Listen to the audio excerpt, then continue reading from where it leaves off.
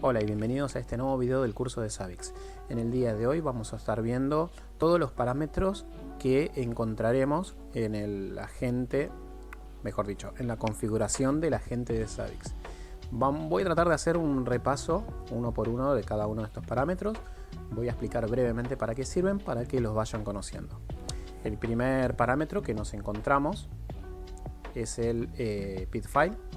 El PID file es un parámetro que especifica la ubicación del archivo donde se guardará el ID del proceso de Savix, del agente de Savix.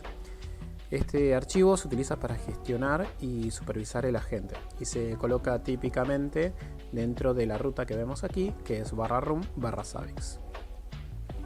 El siguiente parámetro es el llamado logtype. Logtype determina el destino de los registros, o sea, de los logs generados por el agente de Savix.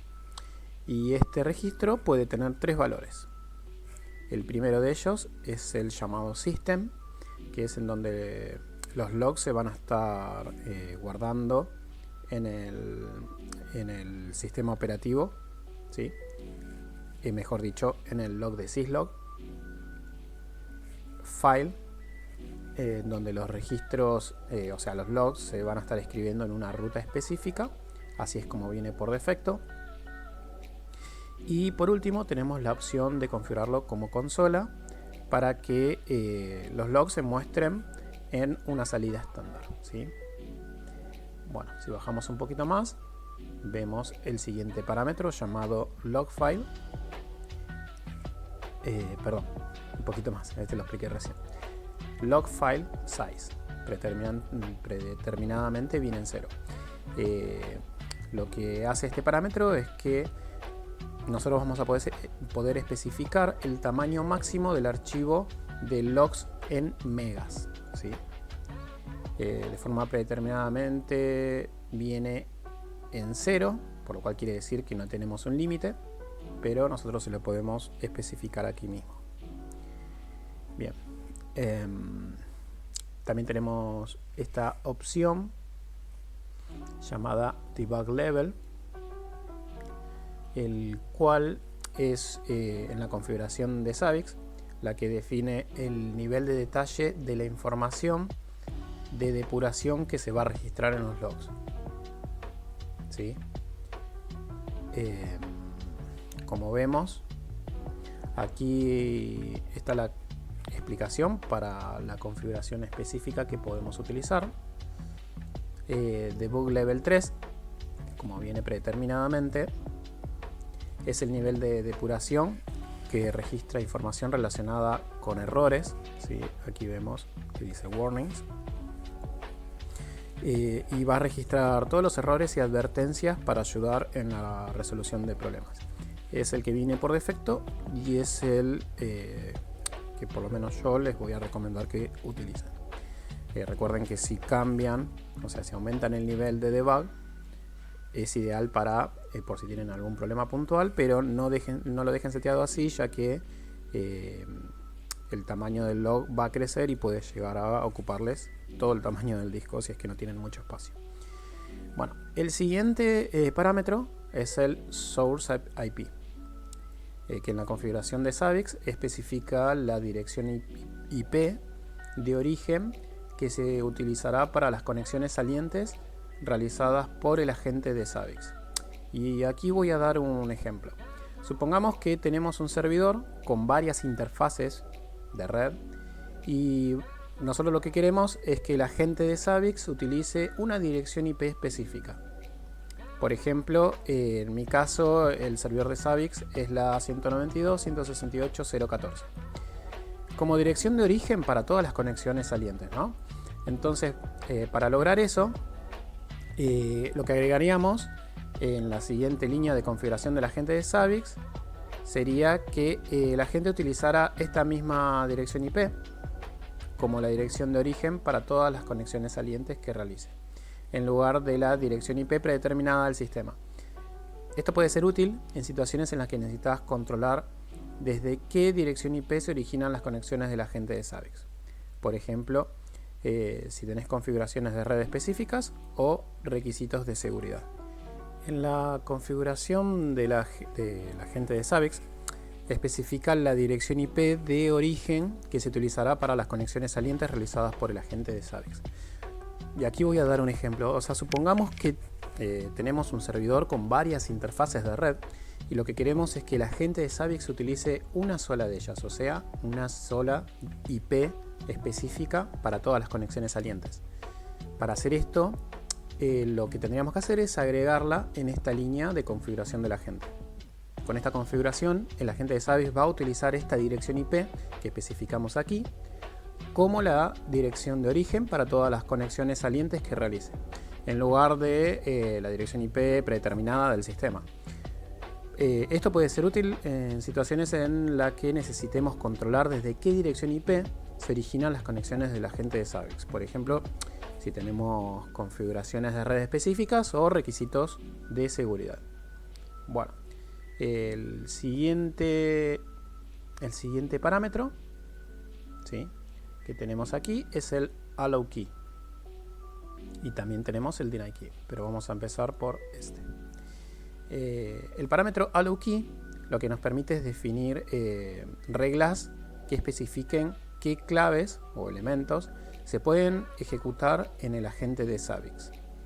Estas claves en Savix son identificadores para medir cosas en un host, o sea, como el uso del CPU o la cantidad de memoria libre.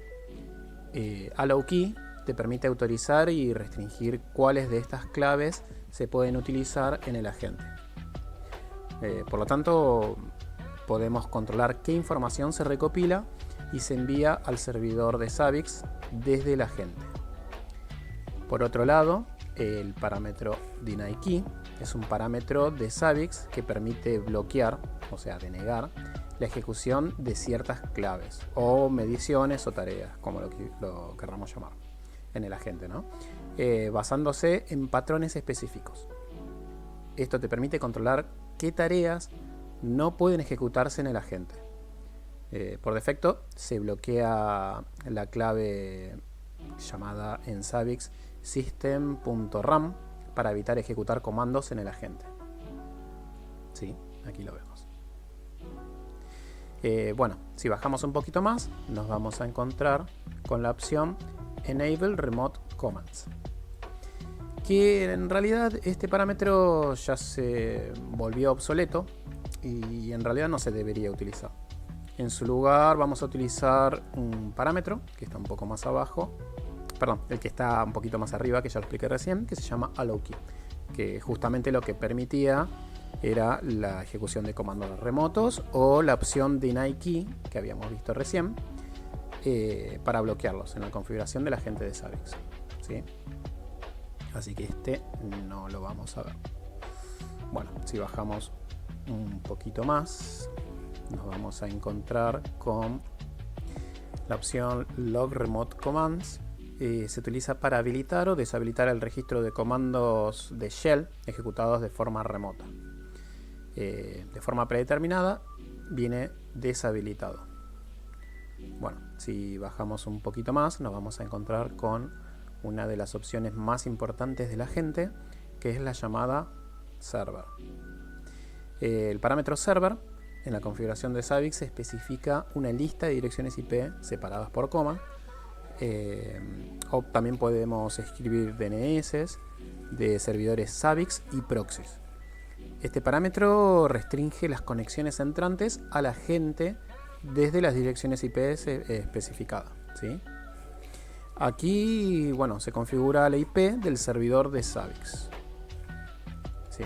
Esto siempre lo tenemos que completar con la IP o el DNS del servidor de Savix o del proxy.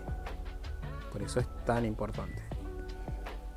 Bueno, debajo de este se encuentra el parámetro ListenPort, que especifica el puerto en el que el agente va a escuchar las conexiones entrantes desde el servidor de Savix. Por defecto, como vemos, es el 10.050.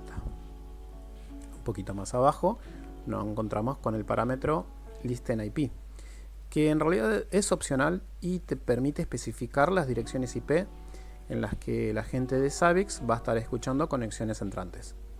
Podemos personalizar esta configuración para que la gente escuche solo en direcciones IP específicas para mejorar la seguridad de datos. Pero como dije, es opcional. Bueno, un poquito más abajo nos encontramos con este parámetro llamado Start Agent, que también es opcional y determina cuántas instancias del agente Zabbix se van a crear previamente para procesar comprobaciones pasivas. En la configuración se ha establecido en Start Agent 3, lo que significa que se va a generar 3 instancias del agente para mantener estas comprobaciones. Este parámetro permite controlar el rendimiento y la cantidad de recursos utilizados por el agente Zabbix para procesar comprobaciones pasivas. Y para ser un poco más específicos, yo aquí abrí otra consola del mismo servidor.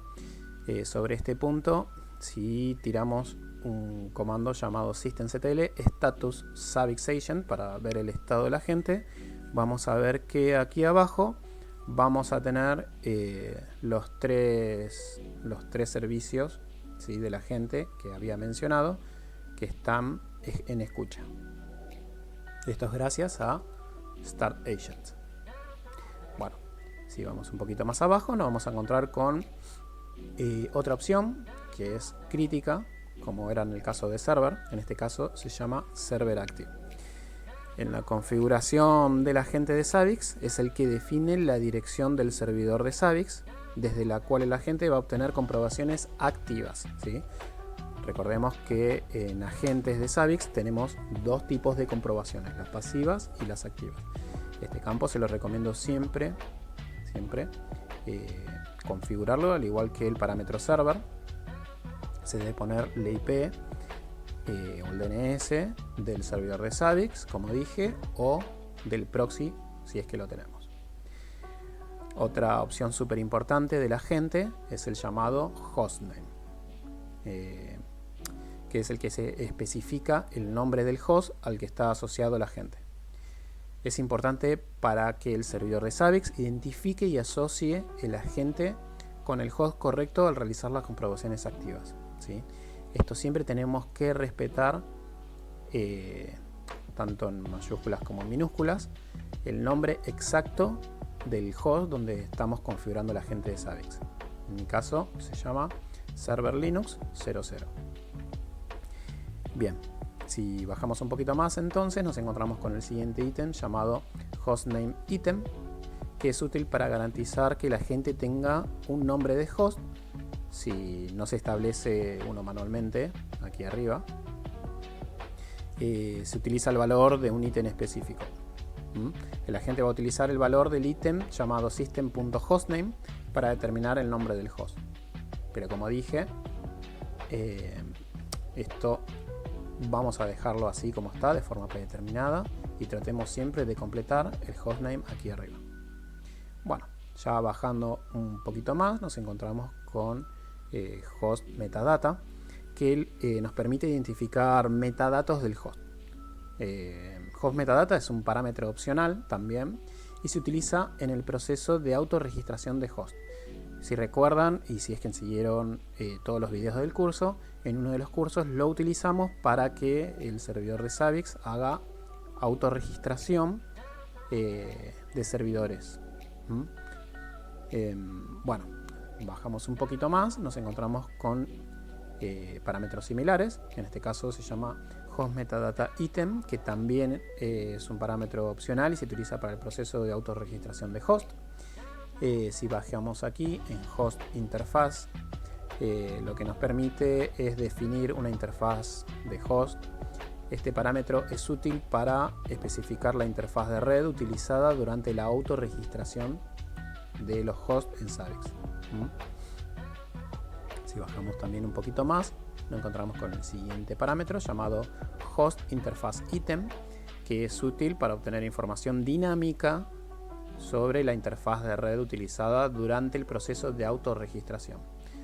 Como estamos viendo, todas estas opciones, estas últimas 4 opciones, son para ejecutar lo que es la autorregistración automática de host en Zabbix. Bueno, Si pasamos al siguiente ítem, vamos a ver el parámetro llamado Refresh Active Checks, que lo que determina es la frecuencia con la que se actualiza la lista de comprobaciones activas en segundos. De forma predeterminada vemos que dice que se actualiza cada 120 segundos. Este parámetro es importante para mantener actualizada la información sobre las comprobaciones activas que la gente debe realizar en el servidor de Zabbix. El siguiente parámetro es el llamado Buffer Size, Buffer Send, que controla cuánto tiempo se mantienen los datos en el buffer antes de enviarlos al servidor de Zabbix. Es útil para equilibrar la carga de red y la frecuencia de envío de datos al servidor de Zabbix. Si bajamos un poquito más, ahora sí nos encontramos con Buffer Size, que es el que establece el número máximo de valores que pueden almacenarse en el buffer de memoria.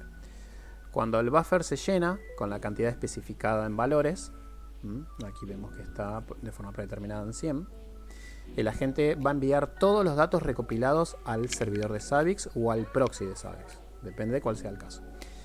Es útil para equilibrar entonces la eficiencia del envío de datos y la cantidad de datos que la gente puede retener antes de enviarlos al servidor.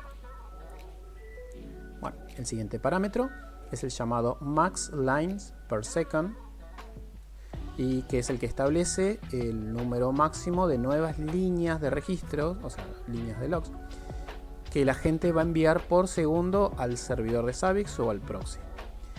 Cuando procesa comprobaciones activas de tipo log y log-rt, es útil para controlar la tarea de envíos de registros y evitar la sobrecarga en el servidor de Zabbix.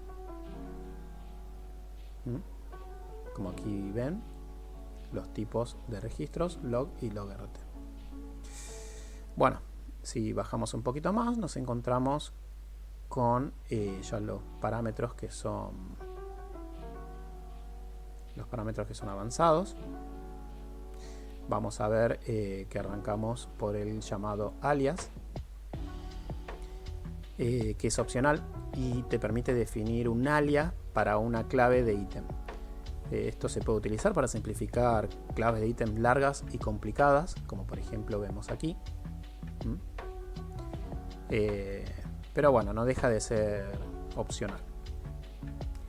Siguiente, nos vamos a encontrar con el parámetro timeout, que está aquí, que lo que especifica es el tiempo máximo que la gente debe gastar en el procesamiento de una operación. Es importante para garantizar que la gente no quede inactivo durante operaciones prolongadas. Por defecto viene en 3 segundos. Bueno, un poquito más abajo nos encontramos con el parámetro allowRoot, que controla si se permite que la gente se ejecute como si fuera, con los permisos de root, del usuario root. Es relevante para la seguridad y el control de privilegios de la gente de Zabbix, ¿sí? Esto es muy relevante. El valor predeterminado significa que no se permite que la gente se ejecute como root. Por eso es que viene en 0. No lo permite. Un poquito más abajo nos encontramos con el parámetro user, que permite especificar un usuario existente en el sistema al cual el agente debe cambiar sus privilegios cuando se inicie. Esto es importante también para garantizar que el agente de Zabbix no se ejecute con privilegios excesivos y siga el principio de privilegios mínimos necesarios. Por defecto, se ejecuta bajo el usuario Zabbix. Bueno, un poquito más abajo vemos este parámetro llamado include, que en la configuración del agente de Zabbix es el que nos permite incluir archivos de configuración adicionales en el archivo de configuración principal del agente. Aquí lo vemos. Aquí. Esto significa que se va a incluir todos los archivos con extensión .conf dentro de esta ruta. Por ejemplo, algo que se me viene a la mente es que a veces nosotros descargamos de internet ciertos templates que son avanzados. Algunos de ellos ya vienen con alguna config puntual, y esa config la deberemos cargar para que funcione correctamente el template en esta ruta.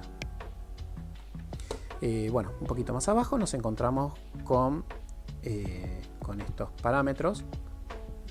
El primero de ellos es un Safe User Parameters, que es un parámetro opcional y que controla si se permite caracteres especiales como por ejemplo comas, dos puntos o arroba, y que bueno, es súper relevante para controlar la seguridad al permitir o restringir el uso de caracteres especiales en los parámetros definidos por el usuario. ¿Sí? Aquí vemos también lo que estaba diciendo. Por defecto viene deshabilitado, y en caso de que lo necesitemos lo podemos habilitar estableciéndole un 1 y obviamente descomentando este ítem, este parámetro. Bueno, luego tenemos este parámetro que es uno de los parámetros que creo yo que más se utilizan para personalizar el monitoreo, que se llama User Parameter. En la configuración del agente de Zabbix es el que te permite definir parámetros personalizados para monitorear. Es fundamental para la personalización del monitoreo de Zabbix y te permite recopilar datos específicos de tus sistemas y aplicaciones. También, como dije anteriormente, si siguieron el curso este de Zabbix, hay varios videos en donde yo he utilizado este parámetro para mejorar el monitoreo de los servidores. Bueno, después tenemos esta sección de módulos, que la verdad no es muy utilizada, pero voy a tratar de resumir para qué sirve. El primero de ellos es el Load Module Path, que especifica la ruta completa donde se encuentran los módulos del agente. Luego tenemos Load Module, que es un parámetro opcional también, que se utiliza para cargar módulos al iniciar el agente, que en realidad proporcionan funcionalidades adicionales, no mucho más que eso. Bueno, luego pasamos a la parte del agente que hablamos sobre temas de seguridad. Son todas muy similares entre sí. Hay un video en donde yo lo utilizo para mejorar la seguridad del agente, uno de los primeros videos, y el primero de ellos es el TLS Connect, que es fundamental para definir el método de conexión seguro que se va a utilizar para las comprobaciones activas del agente de Zabbix. Como recordarán, si es que lo vieron, yo acá utilizaba esta comprobación de seguridad llamada PSK. Bueno, el siguiente es el llamado TLS Accept, que también es importante para definir el tipo de conexiones que el agente de Zabbix va a estar aceptando, ya sean sin cifrado o algunas con TLS y certificados o PSK. Como vemos, la opción por predeterminada es que acepta las conexiones sin encriptación. Aquí arriba está mencionado. Bueno, voy a tratar de ser breve a partir de ahora con estas opciones. Este parámetro llamado TLS SEA File es un parámetro también opcional que se utiliza para especificar la ubicación de un archivo que contiene los certificados de las autoridades de certificación. TLS CRL File es la configuración del agente de Zabbix que también especifica la ruta completa de un archivo que contiene certificados revocados. Los certificados revocados son aquellos que ya no son válidos o confiables. El siguiente es el llamado TLS Server Cert Issuer, y que es opcional también, pero útil cuando deseamos restringir la aceptación de certificados de servidor solo a aquellos emitidos por un emisor específico, lo que agrega un nivel adicional de seguridad, ¿no? Siguiente es el TLS Server Cert Subject, que es útil cuando deseamos restringir la aceptación de certificados de servidor solo a aquellos con un asunto específico, lo que agrega también un nivel adicional de seguridad.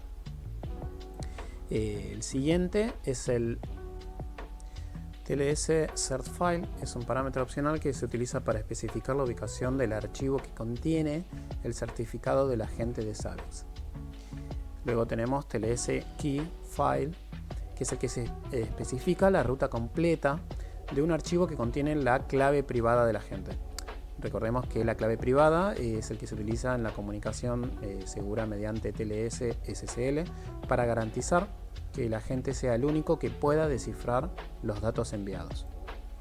Si vamos un poquito más abajo, nos vamos a encontrar con TLS PSK Identity. Aquí está.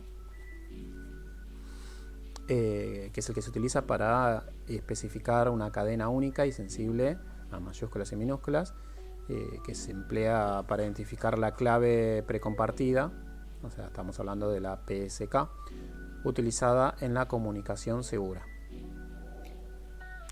Luego tenemos TLS PSK File, que especifica la ruta completa de un archivo que contiene la clave precompartida. Estamos hablando de PSK.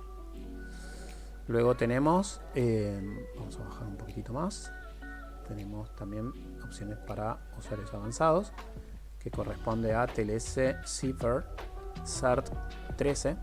Es la opción avanzada y bastante compleja, también es opcional, en la configuración del agente de SAVIX, que permite especificar la cadena de cifrado para OpenSSL 1.1.1 o posterior en TLS 1.3. Aquí también está mencionado esto mismo. Luego tenemos TLS Cipher Cert, que es una opción avanzada también en la configuración del agente de SAVIX, que nos permite especificar una cadena de prioridad de cipher suites para GNU TLS o para OpenSSL sobre TLS 1.2. Aquí vemos ejemplos para GNU TLS o para OpenSSL. Vamos a bajar un poquito más. El siguiente es TLS Cipher PSK 13, que nos permite especificar una cadena de cifrado del agente de SAVIX con OpenSSL 1.1 o posterior y TLS 1.3, específicamente en el contexto de encriptación basada en PSK. También aquí podemos ver un ejemplo. El siguiente es el TLS Cipher PSK, que nos permite especificar la cadena de prioridad de cipher suite también con GNU TLS o una cadena de cipher suite para OpenSSL TLS 1.2 en el contexto de encriptación basada en PSK. La cipher suite, recordemos, si es que no lo saben, es que son conjuntos descifrados de algoritmos criptográficos utilizados para asegurar la comunicación segura. Por último también tenemos TLS Cipher AL 13, que puede ser utilizada tanto en encriptación basada en certificados como en encriptación basada en PSK. Puedes personalizar también cómo se asegura la comunicación en ambas situaciones utilizando esta opción. Aquí también tenemos ejemplos. Y por último tenemos TLS Cipher All, que bueno, en la configuración de SAVIX se utiliza para especificar la suite de cifrados que deben ser habilitadas o deshabilitadas para la comunicación segura a través de TLS. Este valor que sigue a TLS Cipher All normalmente sería una lista de cifrados permitidos o restringidos en el formato adecuado, ¿no?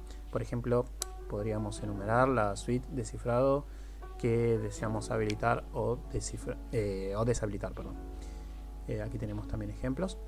El último parámetro, ya saliendo de lo que es todos estos parámetros de seguridad, es el llamado System Backlog, que es un parámetro también opcional que controla el número máximo de conexiones que se pueden mantener en cola antes de que se acepten o rechacen por el agente de Zabbix. Es importante para digamos, usuarios avanzados que necesitan ajustar el rendimiento y la capacidad de respuestas de la gente en situaciones de alto tráfico. Bueno, esas fueron todas las opciones que vienen, por lo menos en la última versión del agente de Zabbix. Espero que haya sido claro y conciso. Y bueno, cualquier duda me pueden escribir como siempre en la caja de comentarios. Y nos estamos viendo en el siguiente video.